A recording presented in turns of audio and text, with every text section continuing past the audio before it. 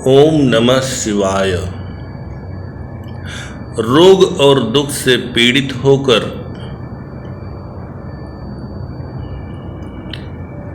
इधर उधर भागकर समाधान ढूंढने से उचित है कि एक स्थान पर बैठकर रोग और दुख का कारण ढूंढना। रोग और दुख का मूल कारण आपके भीतर ही है और इसको ढूंढने के लिए आपको एक स्थान पर बैठकर स्वयं के कर्मों की खोज और स्वयं के कर्मों की सूची और स्वयं के कर्मों का अध्ययन करना अत्यंत आवश्यक है। औषधि और प्रार्थना ये दोनों तभी पूर्ण फल देगी जब आप स्वयं के कर्मों की खोज करेंगे, एक स्थान पर बैठेंगे, स्वयं के द्वारा किए गए कर्मों की दिशा और दशा को जानेंगे और फिर स्व परिवर्तन की ओर, प्रकृति के मार्गदर्शन की ओर चल पड़ेंगे। उपस्थित शिव भक्तों, शिव भक्त निर्भय होते हैं, उन्हें किसी प्रकार का भय नहीं होता है। शिव भक्त न्याय और अन्याय में भेद जानते हैं। शिव भक्त सत्य और असत्य में भी भेद जानते हैं। शिव भक्त यथार्थ और कल्पनाओं में भी भेद जानते हैं। और शिव भक्त की सबसे बड़ी विशेषता है कि शिव भक्त स्वयं को प्रकृति के अधीन, प्रकृति के नियमों के अनुसार, कर्म के सिद्धांतों के अनुसार जीवन यापन करने के लिए संकल्पित होते हैं, कट्टर होते हैं। और जो शिव से जुड़ा हुआ है, कल्याण से जुड़ा हुआ है, शुभ से जुड़ा हुआ है, उनका गुरु भी शिव ही होते हैं, उनके चिकित्सक भी शिव होते हैं, उनके न्यायकर्ता भी शिव होते हैं, उनके जीवन मार्गदर्शक भी शिव होते हैं और रक्षणकर्ता भी शिव ही होते हैं। शिव अर्थात शुभकारी, कल्याणकारी। शिव अर्थात स्वयं के भीतर उपस्थित पंचभूतों का समूह और उनकी ऊर्जा। देवादिदेव महादेव महादेवी जी से कहते हैं कि हे महादेवी, यदा प्रत्युष कालेन विपरीतदयो भवेत्, चंद्र स्थाने वहर्त्य को रवि स्थाने च चंद्रमा। हे शिवप्रिय, प्रातः उठते ही यदि विपरीत स्वर का प्रवाह हो रहा है, अर्थात चंद्र नाड़ी में सूर्य का प्रवाह और सूर्य नाड़ी में चंद्र स्वर का प्रवाह हो रहा है, तब यह अत्यंत परिणामदायक हो सकता है। यह जानना अत्यंत आवश्यक है। आगे भगवान कहते हैं, प्रथमे तु मनोद्वेगम धन हानि द्वितीय के, तृतीय गमनम प्रोक्तम स्नान चतुर्थ के।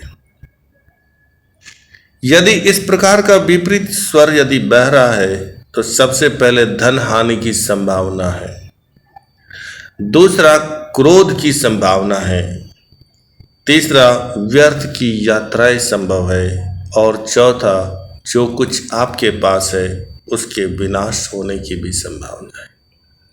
तो मित्रों, धन की हानि, क्रोध का उत्पन्न होना, व्यर्थ की भटकन और जो आपके पास है व्यर्थ का नाश केवल स्वरों के विपरीत प्रवाह के कारण होता है। इसीलिए स्वर को जानने से स्वर के प्रवाह को जानने से, नाड़ियों के साथ उचित स्वर के प्रवाह के प्रबंधन से हम रोग, दुख, कलह और कलेश की जड़ों से मुक्त हो सकते हैं। यह अभ्यास और अनुभव का विषय है। कर्म करके देखिए और फल को अनुभव कीजिए।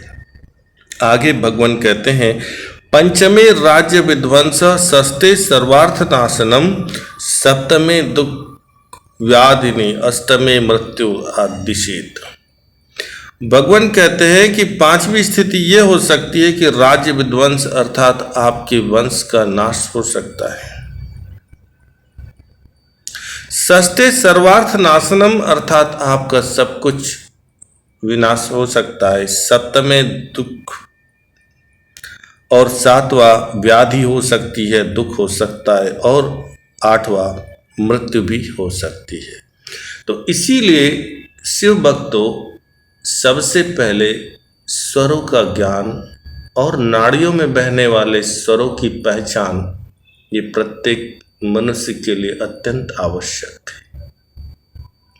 ईश्वर की प्रार्थना करने से पूर्व, ईश्वर पर विश्वास करने से पूर्व स्वयं के नाड़ियों में अर्थात नासापुटों में प्रवेश होने वाले या नासापुटों में बहने वाले स्वरों का अध्ययन अत्यंत आवश्यक है। आगे भगवान कहते हैं, कालत्रये दिनास्त्य विपरीतम यदा भवेत् तदा दुष्ट फलम प्रोक्त किंचिन न्यूनतु शोभनम। भगवान कहते हैं, इस 24 घंटे में जो काल होते हैं अर्थात प्रातः काल, मध्याह्न, संध्या काल और रात्रि, इन चारों कालों में यदि स्वरों का प्रवाह विपरीत है तो फिर आपका प्रत्येक कर्म दुष्ट कर्म ही हो सकता है। आगे भगवान कहते हैं, प्रातः मध्याह्नस्यो चंद्र सायंकाले दिवाकर तदा नित्यम जयो लाभो विपरीतम विवर्जयेत।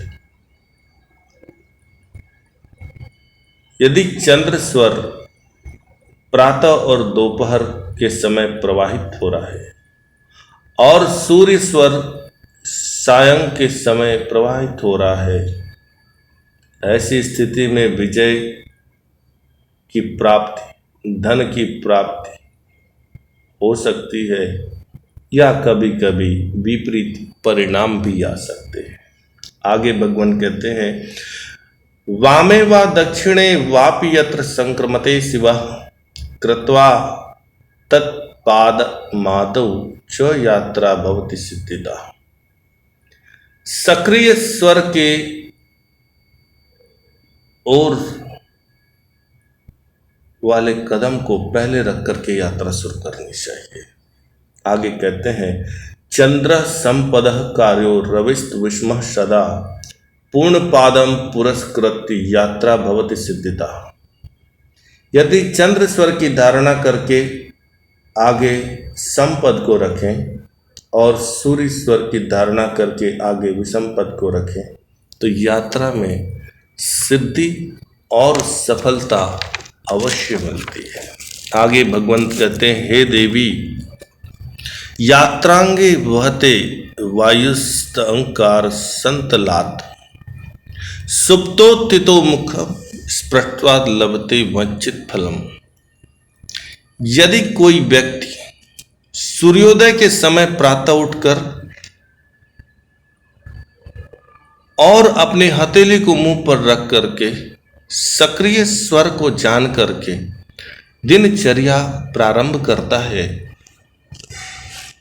तो उस व्यक्ति को लक्ष्य की प्राप्ति अवश्य होती है।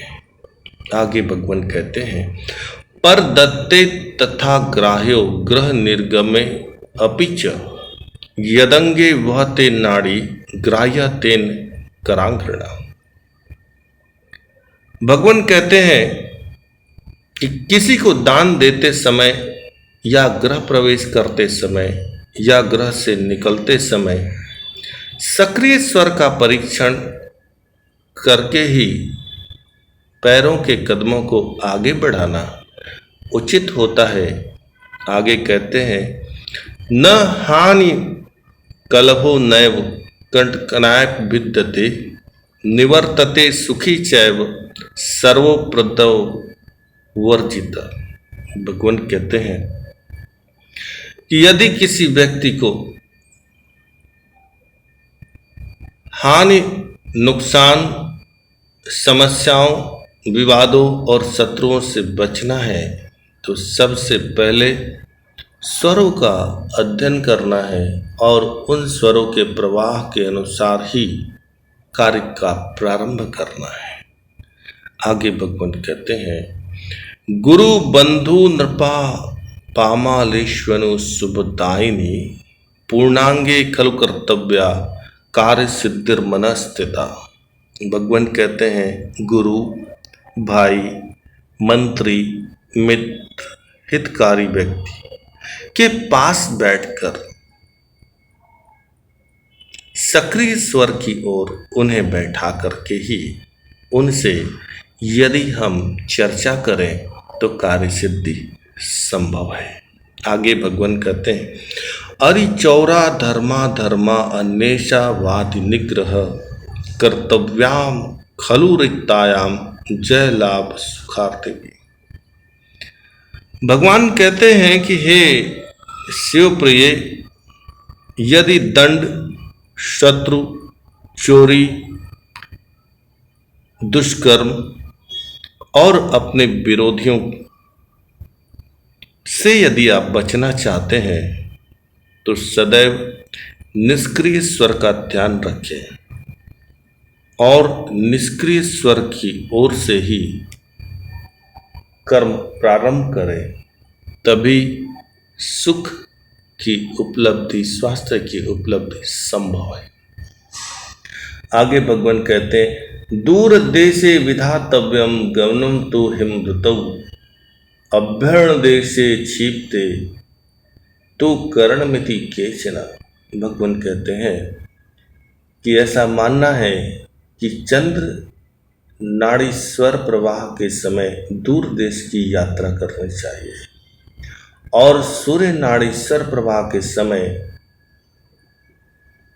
नजदीकी यात्रा प्रारंभ करना चाहिए। आगे भगवान कहते हैं, यत् किंचित पूर्व मुदिष्टम लाभादि सम रागम तत्सर्व पूर्ण नाड़ी जायते निर्विकल्प।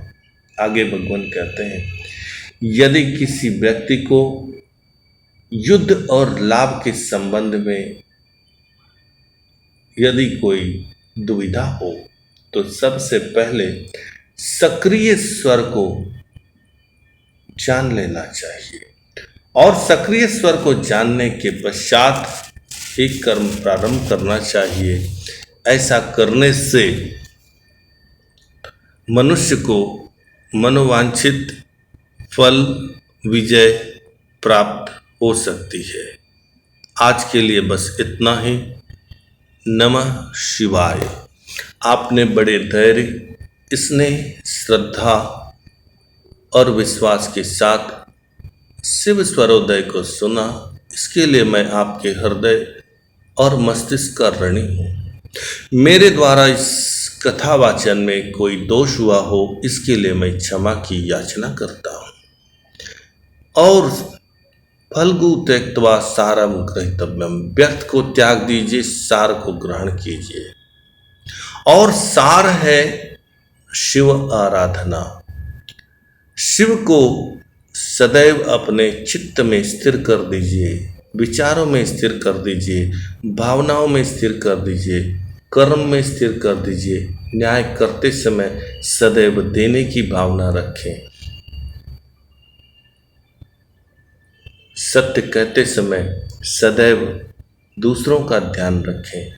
कर्म करते समय दूसरों का ध्यान रखें। ऐसा करने से मनोवांछित फल की प्राप्ति होती है। भगवान कहते हैं, कण कण में शिव है, क्षण क्षण में शिव है। इसीलिए जो व्यक्ति किसी का ऋण नहीं रखता, किसी का अधिकार नहीं रखता, वही शिव भक्त होता है।